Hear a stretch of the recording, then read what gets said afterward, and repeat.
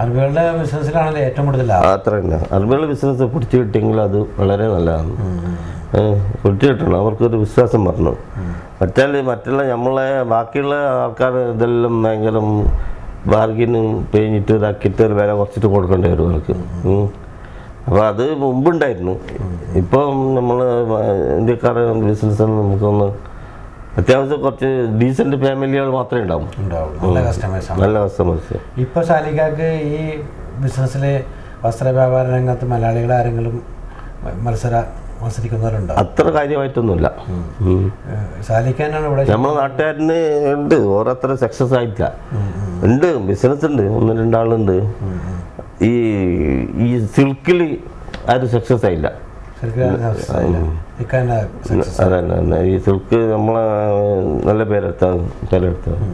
ഇക്കാക്ക് ഇവിടെ ഒട്ടേറെ പരിചയവും കാര്യങ്ങളും ഉണ്ടാകും. കാരണം 10-34 പതിറ്റാണ്ട് കാലം ഏകദേശം ഇവിടെ വന്നിട്ട് അല്ലേ? അപ്പോൾ ഇവിടെ മറ്റുള്ള സംഘടനകളൊക്കെ ഉണ്ടാകും, സാമൂഹിക സാംസ്കാരിക സംഘടനകൾ എല്ലാം ഉണ്ടോ? എല്ലാത്തിലും മെമ്പർ തന്നെ. എന്തിലൊക്കെയാണ് മെമ്പർക്ക്? മെമ്പർ ഐഡിയൽ സ്കൂളിൽ ലൈഫ് മെമ്പർ, ഫൗണ്ടർ മെമ്പർ, പിന്നെ ഇന്ത്യൻ എംബസിൻ്റെ ICC, അത് പ്രകാരം ICBF എന്നിട്ടുണ്ട്, അതിലും മെമ്പർ.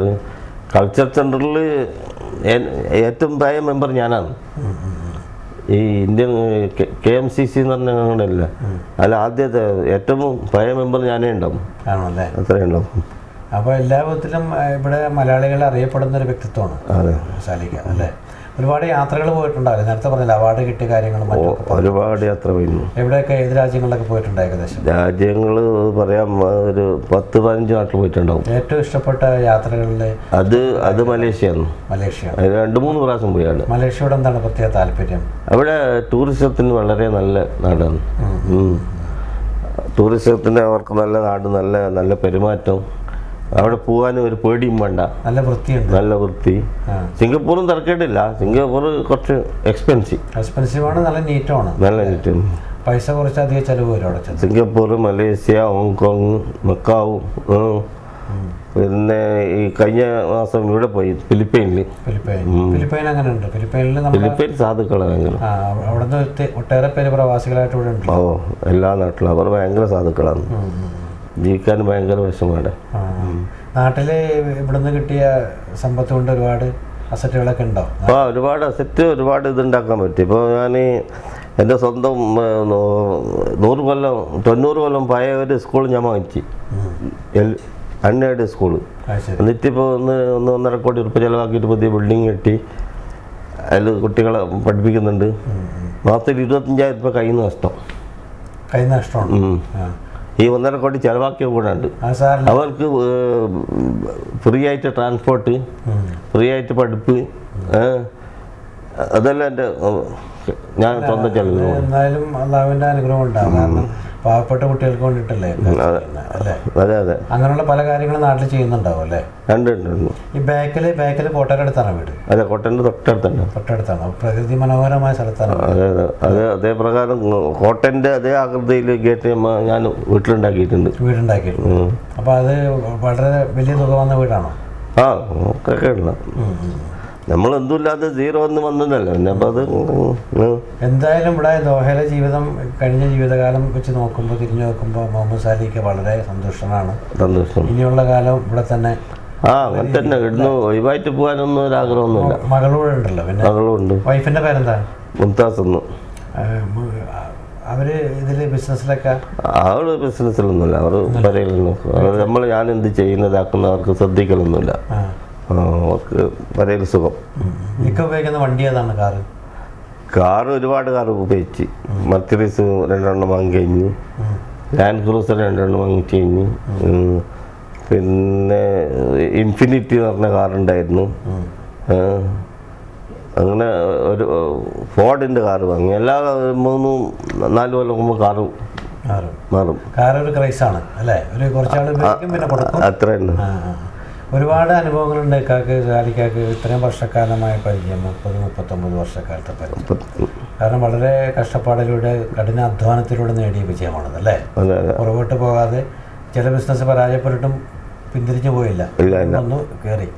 അപ്പം നമ്മുടെ ഈ പരിപാടി കണ്ടുകൊണ്ടിരിക്കുന്ന ഒരുപാട് ചെറുപ്പക്കാരുണ്ടാവും. അവർ ചിലപ്പോൾ പ്രവാസിയായിട്ട് ബിസിനസ്സിലേക്ക് വരാൻ താല്പര്യം കാണിക്കുന്നവരുണ്ടാവും.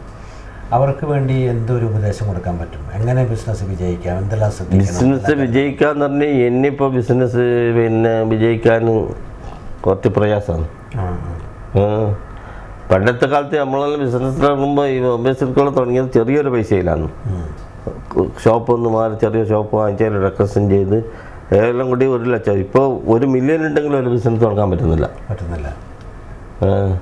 ഒന്നാമത് ഷോപ്പ് കിട്ടിയില്ല, രണ്ടാമത് അതിന് ഡെക്കറേഷൻ ചെയ്യാൻ പറ്റിയില്ല, പിന്നെ ബിസിനസ് പിടിക്കാൻ പറ്റിയില്ല. എന്നിപ്പോൾ അത് വലിയ വലിയ മാളുകൾ അത് പ്രകാരം അല്ലല്ലോ, അത് കുറേ മില്യണെല്ലാം ചിലവാക്കണം.